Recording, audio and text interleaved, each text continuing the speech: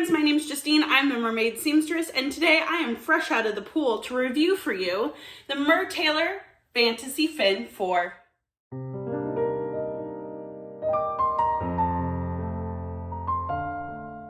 I was so excited when this fin got announced. I was beside myself.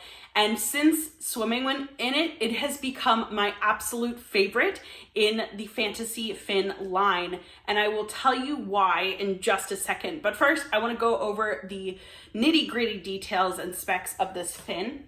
This is another full silicone fin, just like all of the other Fantasea Fins.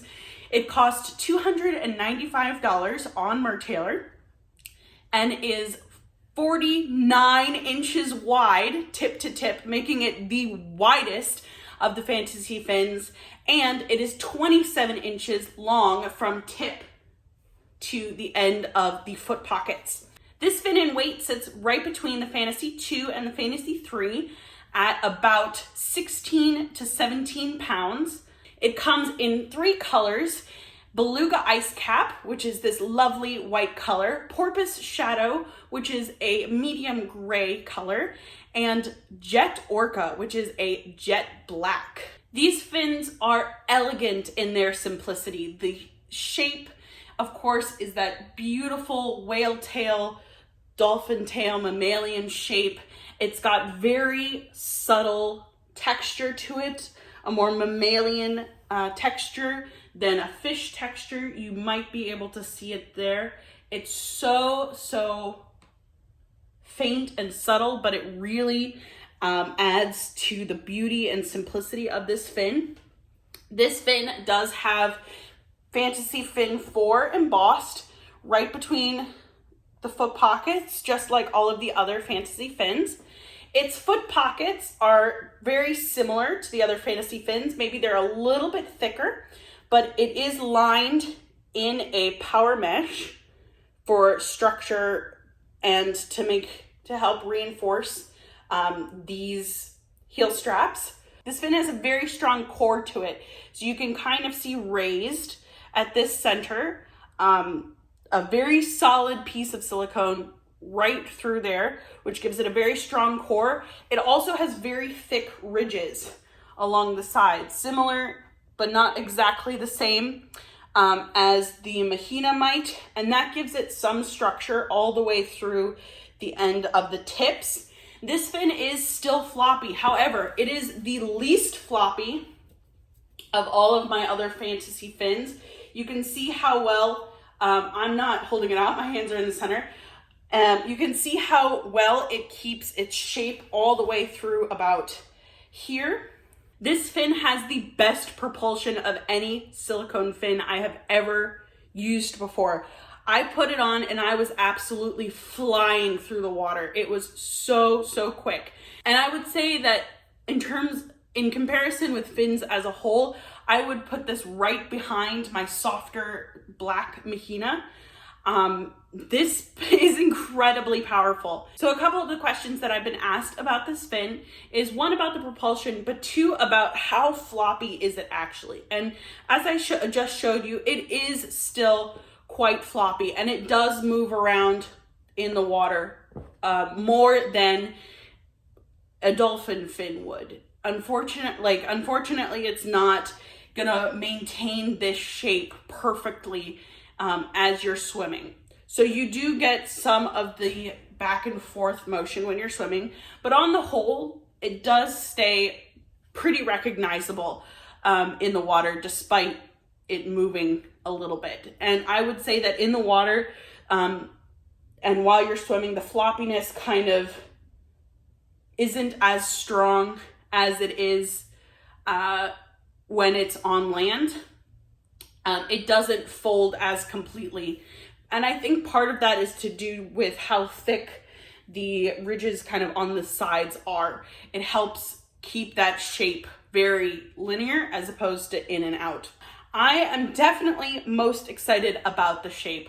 I'm really interested to see what tails he has planned for this. I am very excited that there's finally a mainstream kind of more mammalian tails out there.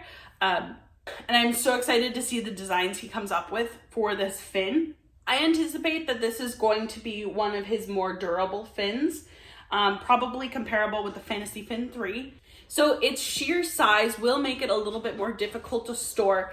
But like the other Fantasea Fins, it is very, very important, and he stresses this in his care guide, it is very important to store these fins flat and not bent or tucked. And you still have to be really gentle when putting these tails in and out of tail skins, which hopefully will be released soon, as the most vulnerable part of this tail is going to be this crease right here. This is the area, because of the angle, is going to be the most susceptible when bending to rips and tears. While this tail is a lot thicker on the sides than some of the other fins, it is still delicate. It still needs to be treated more carefully than a hard plastic or a rubber fin. The same thing goes for the foot straps.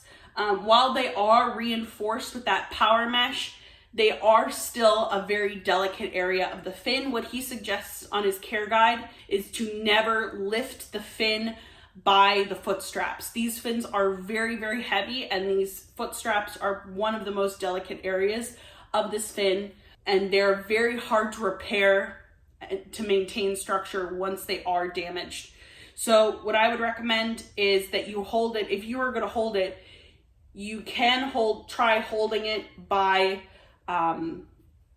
between the foot straps. This is a pretty solid place as opposed to in the foot straps. My favorite way of carrying my Fantasea Fins when I'm carrying just one of them is to have it give me a hug. So balance most of the weight across my shoulders and just hold it like this. This fin can fold for short transportation as long as there is no pressure put on the fin itself. So just folding in like that. It is still pretty big. It is still pretty cumbersome. I would recommend, if you do fold it like this, that you put a towel in here to help it hold its shape a little bit better and reduce the risk of it ripping or tearing.